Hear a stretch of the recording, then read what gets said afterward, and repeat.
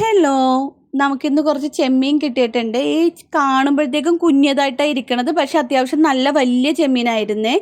അപ്പം ഞാൻ അതൊക്കെ കഴുകി വൃത്തിയാക്കി എടുത്ത് മഞ്ഞൾപ്പൊടി ഉപ്പുമൊക്കെ ഇട്ട് ഒന്ന് വേവിച്ചെടുത്തായിരുന്നു.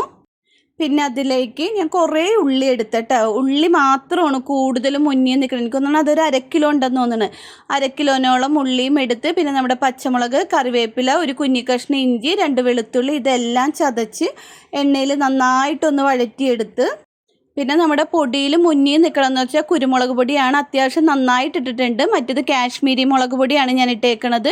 ഒരല്പം മഞ്ഞൾപ്പൊടിയും കൂടെ ഇട്ട്, പിന്നെ അതുകൂടാതെ കുറച്ച് ഗരം മസാലപ്പൊടി, ഒരു 1/2 സ്പൂൺ ഗരം മസാലപ്പൊടിയും കൂടെ ഇട്ട്, എന്നിട്ട് നന്നായിട്ട് വഴറ്റിയെടുത്തതിന് ശേഷം നമ്മുടെ ചെമ്മീൻ, വേവിച്ച ചെമ്മീനും കൊട്ടിയിട്ട് അതും നന്നായിട്ടൊന്ന് വെള്ളമൊക്കെ വറ്റി നല്ല ഗ്രേവി ആയിട്ട് വന്ന് നല്ല ടേസ്റ്റ് ഉണ്ട് കേട്ടോ. ഈ കാണുന്ന പോലെയൊന്നും അല്ല, കഴിക്കാനും അതുപോലെ തന്നെ നല്ല ടേസ്റ്റാണ്.